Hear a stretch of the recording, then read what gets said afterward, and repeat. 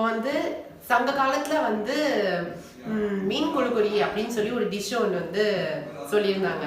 அது வந்து இப்போ நம்ம எப்படி செய்யறது நம்ம பார்க்கலாம்.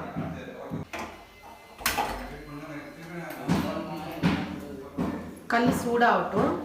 இப்போ நம்ம சூடாகணுன்னே எண்ணெய் எடுத்து இதில் நம்ம ஊற்றிக்கலாம்.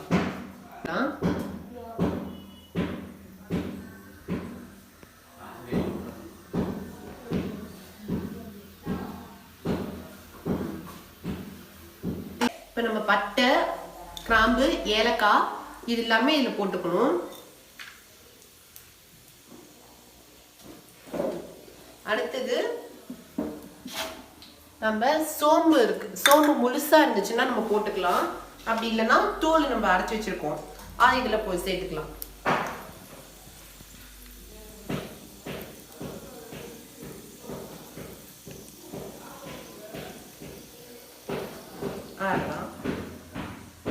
அடுத்தது மிளகாய், வெங்காயம் இதை நம்ம சேர்த்துப்போம்.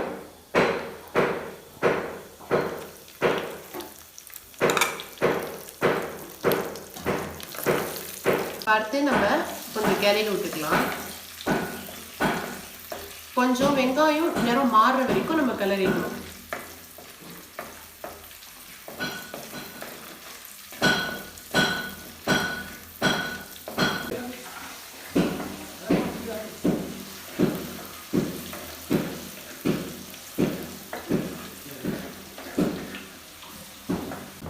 அடுத்தது நம்ம வெட்டி வச்ச மாங்காய், பாவக்காய், அந்த காலத்துல வந்து பாவக்காய் அதெல்லாம் வந்து இருக்குங்கிறதுனால அவங்க எல்லாம் போடுவாங்க. கிளறி விட்டுக்கலாம்.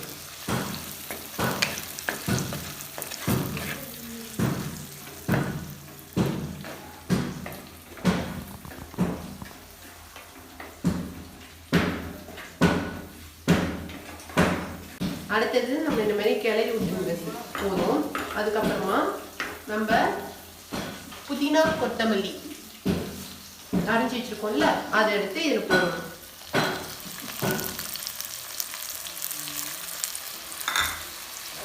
போட்டு நம்ம கிண்டி விட்டுக்கலாம்.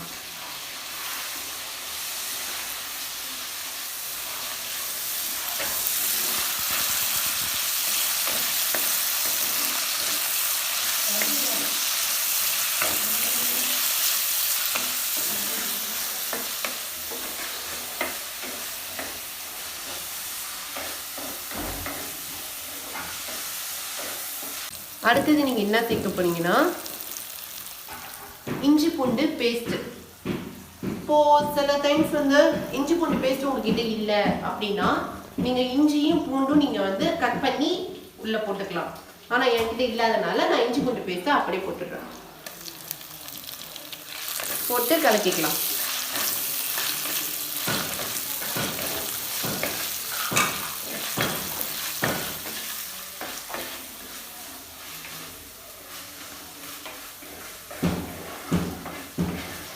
இப்போ நல்லா கிளறி விட்டாச்சு. இப்போ ஒரு ஸ்டவ்வை ஆஃப் பண்ணிட்டு ஒரு 5 நிமிஷம் ஆற விட்டுடலாம். ஆற விட்டதுக்கு அப்புறமா நம்ம என்ன பண்ணணும்னா மிக்ஸி எடுத்துட்டு மிக்ஸியில நல்லா பேஸ்ட் மாதிரி அரைச்சி வச்சுக்கணும். 5 நிமிஷம் ஆற வச்சாச்சு. இப்போ நம்ம ஜாருக்கு மாற்றிக்கிடலாம். இப்போ எடுத்தாச்சு. இப்போ நம்ம அரைச்சிக்கிடலாம்.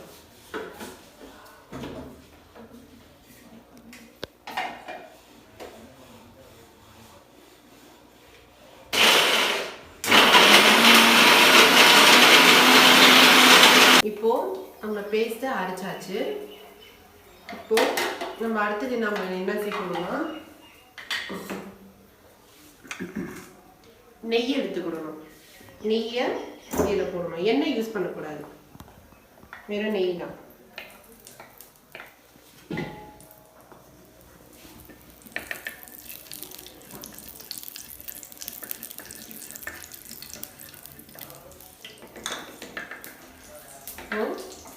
அடுத்தது நம்ம பிரியாணி இலை இதை சேர்க்கணும்.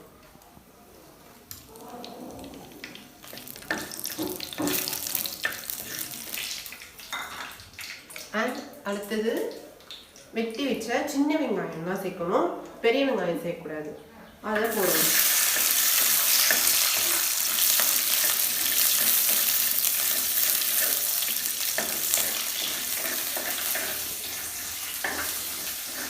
கொஞ்சம் நிறம் மாறணும்.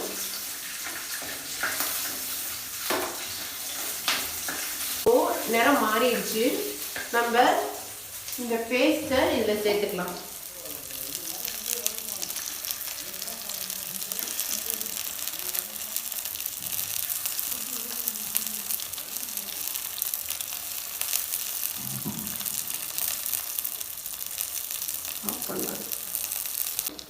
இப்போ நம்ம உப்பு தேவையான அளவுக்கு உப்பு சேர்த்துக்கலாம்.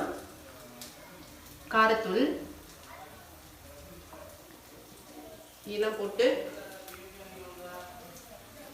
ரொம்ப அதிகமாக உப்பு போட வேணாம். ஏன்னா நம்மளுக்கு வந்து உப்பு அதிகமாகிடுச்சுன்னா திரும்பி நம்மளால குறைக்க முடியாது. அதனால தேவையான அளவுக்கு நம்ம போட்டுக்கலாம்.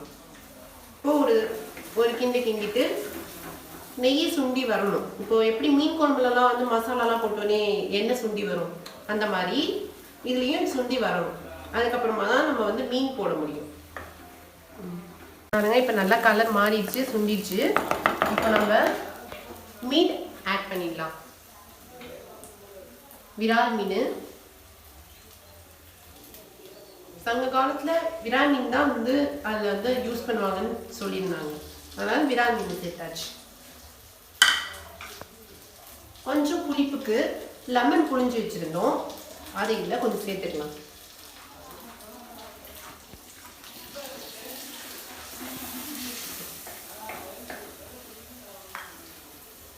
இப்போ நம்ம மீன் உடஞ்சி வராம லேசா நம்ம கிண்டணும்.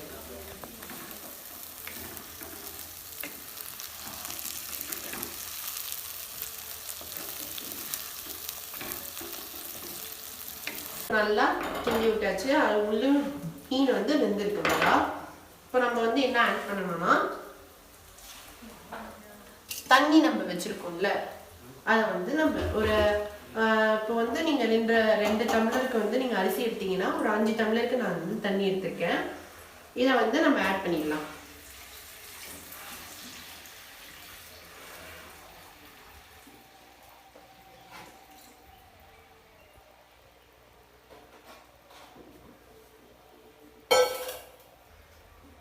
நம்ம லேசாக கிண்டிட்டு இருப்போம்.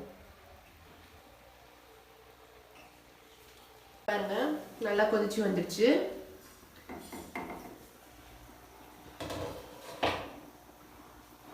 இப்போ நம்ம அரிசி போட்டுக்கலாம்.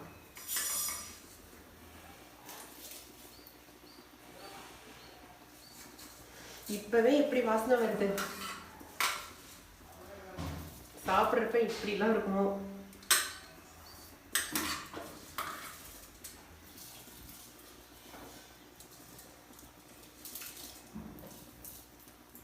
சாதம் போட்டாச்சு.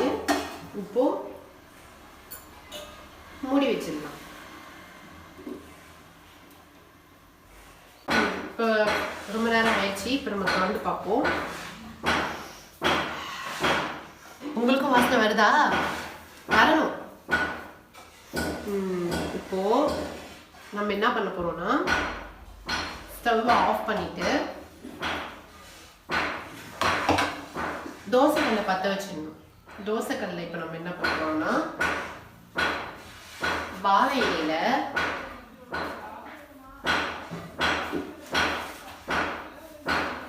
வச்சு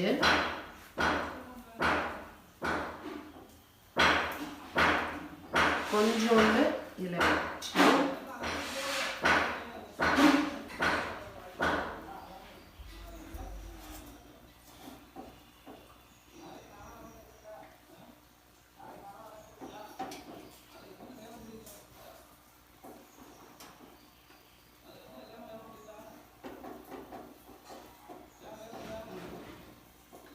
இப்போ டம் போட்டு ரொம்ப நேரம் போட்டாச்சு.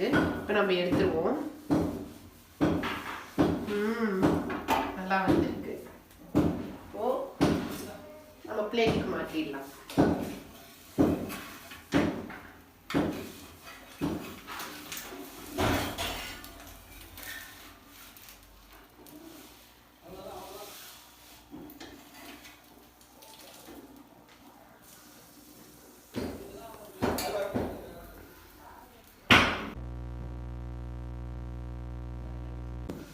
வாவ், சூப்பராக.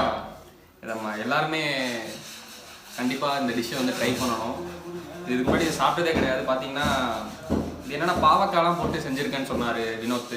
ஆனால் ஒரு பாவக்காவோட டேஸ்ட்டே சுத்தமாக தெரியலை. குழந்தைகள் வந்து அருமையாக அந்த பாவக்காய் யாரெல்லாம் அடம் முடிக்கிறாங்களோ சாப்பிட்றதுக்கு இதை செஞ்சு கொடுத்தீங்கன்னா, என்ன மாதிரி எனக்கே பிடிக்காத பாவக்காய் ஆக்சுவலி பார்த்தீங்கன்னா செம்ம டேஸ்ட்டாக அந்த அருமையான கன்சிஸ்டன்சியில் அந்த மீனெல்லாம் பார்த்தீங்கன்னா வெந்திருக்கு. வேணா பாருங்கள், எல்லாம் வெந்திருக்கு. அருமையான ஸ்மெல்லு, இந்த டேஸ்ட்லாம் பார்த்தீங்கன்னா ஒண்டர்ஃபுல்லாக இருக்குது. இந்த செஞ்சு கொடுத்த வினோத்துக்கு ரொம்ப தேங்க்ஸ் சொல்லிக்கிறேன். சூப்பர் டேஸ்ட்டுங்க, அப்பா ஃபென்டாஸ்டிக். இது ஃபுல்லாகவே நான் தான் சாப்பிட போகிறேன், அவனுக்கு கொடுக்க மாட்டேன். தேங்க்யூ.